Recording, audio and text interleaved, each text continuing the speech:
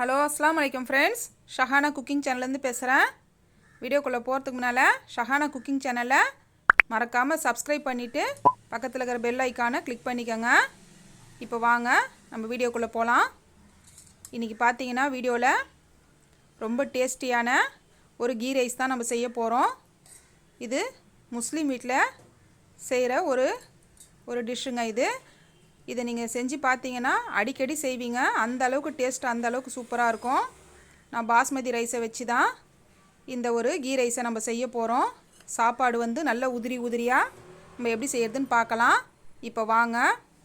இதுக்கு பார்த்தீங்கன்னா நான் பாஸ்மதி அரிசி ஒரு 3/4 கிலோ எடுத்திருக்கேன். 2-3 டைம் நல்லா வாஷ் பண்ணிவிட்டு ஒரு அரை மணி நேரத்துக்கு இந்த மாதிரி ஒரு நல்ல தண்ணியில் ஊற வச்சுக்கோங்க. நல்லா 3 டைம் வாஷ் பண்ணிவிட்டு ஊற வச்சுக்கோங்க. இப்போ பார்த்தீங்கன்னா ஸ்டவ் ஆன் பண்ணி நான் வந்து ஒரு சட்டி எடுத்து வச்சுருக்கேன். அந்த சட்டி நல்லா சூடானதும் 100 கிராம் ரீஃபண்ட் ஆயில் ஊற்றிருக்கிறேன். ரீஃபண்ட் ஆயில் நல்லா சூடானதும் 2 ஸ்பூன் நெய் ஊற்றிக்கோங்க.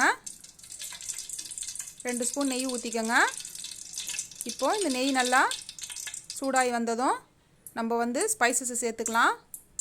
இதுக்கு பார்த்தீங்கன்னா ஒரு 5 துண்டு பட்டை, சின்ன துண்டு 5 துண்டு பட்டை, ஒரு அன்னாசி பூ, 3 ஏலக்காய், ஒரு 4 கிராம்பு, ஒரு 2லேருந்து 3 பிரிஞ்சி இலை சேர்த்துக்கோங்க. இது எல்லாத்தையும் சேர்த்து அந்த எண்ணெயில் நல்லா வதக்கிக்கோங்க. வெங்காயம் பார்த்தீங்கன்னா வெங்காயத்தோட அளவு பார்த்தீங்கன்னா பெரிய வெங்காயத்தில் நான் 3 வெங்காயம் சேர்த்துருக்கேன்.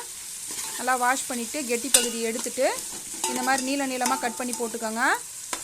இந்த மாதிரி நீளமாக கட் பண்ணி போட்டுக்கோங்க. ரொம்ப வந்து வெங்காயத்தை ரொம்ப வதக்கிடாதீங்க. லைட்டாக கண்ணாடி பதம் வந்தால் போதும். கீ ரைஸுக்கு அப்படி தான் இருக்கணும். ரொம்ப குழையெல்லாம் வேக வைக்காதீங்க, பிரியாணிக்கு வேக வைக்கிற மாதிரி. இப்போது உப்பு பார்த்தீங்கன்னா கல் உப்பு நான் 2 ஸ்பூனில் போட்டிருக்கேன். 2 ஸ்பூன் அளவு கல் உப்பு சேர்த்துக்கிறேன். கல் உப்பு சேர்க்கும்போது ரொம்ப ஒரு டேஸ்ட்டாக இருக்கும் நம்மளுக்கு சாப்பாடு. இதுக்கு வந்து நம்ம மிளகாத்தூள்லாம் எதுவும் சேர்க்க போகிறதில்ல. பச்சை மிளகாவுடைய காரம் தாங்க.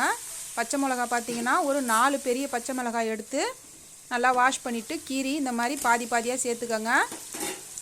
அது நல்லா கொஞ்சம் ஓரளவுக்கு வதங்கினதும் தக்காளி வந்து நான் ஒரு 2 சின்ன தக்காளி எடுத்து அதை நல்லா வாஷ் பண்ணிவிட்டு கெட்டி பகுதியை எடுத்துகிட்டு இந்த மாதிரி சின்ன சின்ன பீசஸாக கட் பண்ணி சேர்த்துக்கோங்க. தக்காளி ரொம்ப சேர்க்காதீங்க. வெங்காயம் அதிகமாக இருக்கணும், தக்காளி வந்து கம்மியாக இருக்கணும். 3 பெரிய வெங்காயம், 2 சின்ன தக்காளி தான் நான் சேர்த்துருக்குறேன். பாருங்கள், இப்போ எண்ணெயெல்லாம் எப்படி பிரிஞ்சு ஓரத்தில் வருது. இந்த டைமில் நான் வந்து ஒரு 3 ஸ்பூன் அளவுக்கு ஃப்ரெஷ்ஷாக அரைச்ச இஞ்சி பூண்டு பேஸ்ட்டு சேர்த்துக்கிறேன். இஞ்சி பூண்டு பார்த்தீங்கன்னா இஞ்சியும் பூண்டும் சமமாக எடுத்து நல்லா தோலெல்லாம் சீவிட்டு நல்லா நீட்டாக கழுவிட்டு அதுக்கப்புறம் அரைச்சி பேஸ்ட் பண்ணி எடுத்துக்கோங்க. அந்த மாதிரி ஃப்ரெஷ்ஷாக போடும்போது ரொம்ப டேஸ்ட்டாக இருக்கும் நம்மளுக்கு. இப்போ இஞ்சி பூண்டு நல்லா பச்சை வாசனை போனதும் நம்ம எடுத்து வச்சுருக்கிற கொத்தமல்லி, புதினா ஒரு கைப்பிடி எடுத்து போட்டுக்கோங்க. அதே நல்லா வாஷ் பண்ணிவிட்டு ஃப்ரெஷ்ஷாக போட்டுக்கோங்க.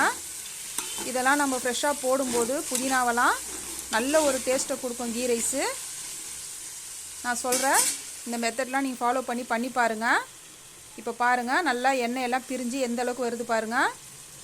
தயிர் பார்த்தீங்கன்னா நான் வந்து ஒரு 1.5 டேபிள் ஸ்பூன் அளவுக்கு தயிர் சேர்த்துக்கிறேன்.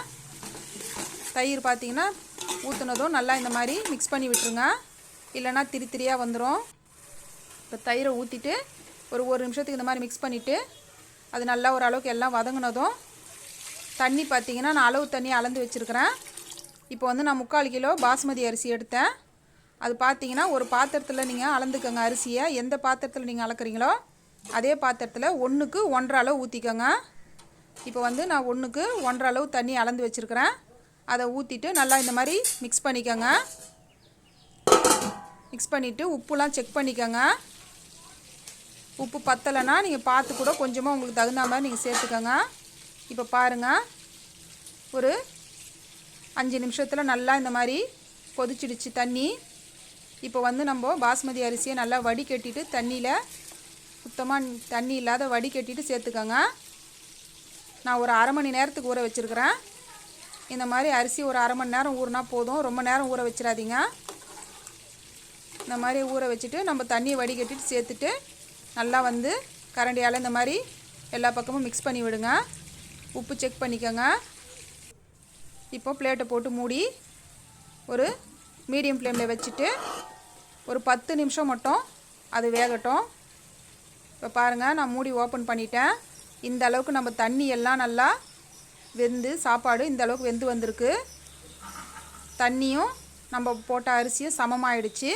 இந்த டைமில் கொஞ்சம் கூட தண்ணி இல்லாத டைமில் நம்ம வந்து ஒரு 1/2 லெமன் எடுத்து விதையை நீக்கிட்டு அந்த ஜூஸை பிழிஞ்சிக்கலாம்.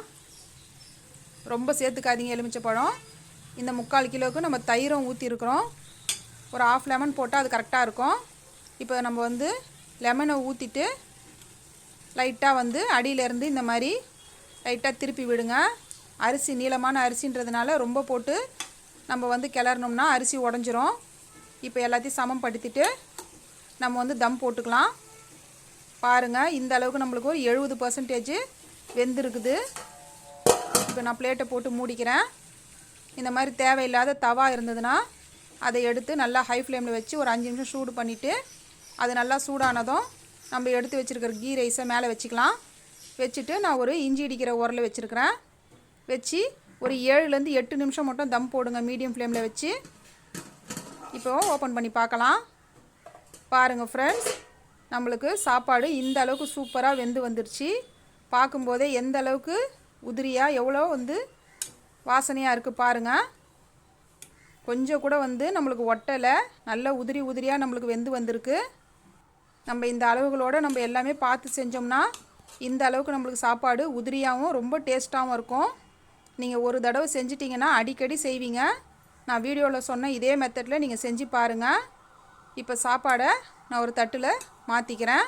இப்போ சூடாக இருக்கும்போது இந்த அளவுக்கு உதிரியாக இருக்குது. இன்னும் ஆறி வந்தால் இன்னும் உதிரியாகிடும். இப்போ இதுக்கு சைட் டிஷ்ஷுன்னு பார்த்தீங்கன்னா நான் சிக்கன் குழம்பு தான் வச்சுருக்கிறேன். இது ரொம்ப டேஸ்ட்டாக இருக்கும். சிக்கன் குழம்புன்னு இல்லை, நீங்கள் வந்து மட்டன் குழம்பு கூட வச்சுக்கலாம். எக்கு வச்சு 65 வச்சு நான் சர்வ் பண்ணுறேன். இந்த வீடியோவில் நான் சொன்ன அளவுகளோட நீங்கள் வீட்டில் ட்ரை பண்ணி பாருங்கள். எப்படி இருக்குன்னு தயவு செஞ்சு கமெண்ட்டில் சொல்லுங்கள். சேனலை சப்ஸ்கிரைப் பண்ணிக்கோங்க. பாருங்கள் ஃப்ரெண்ட்ஸ், எந்த அளவுக்கு உதிரியான கீ ரைஸ் நம்மளுக்கு சூப்பராக ரெடி ஆகிடுச்சு. இந்த வீடியோ பிடிச்சிருந்தா லைக் பண்ணுங்கள், ஷேர் பண்ணுங்கள், மறக்காமல் சப்ஸ்கிரைப் பண்ணுங்கள்.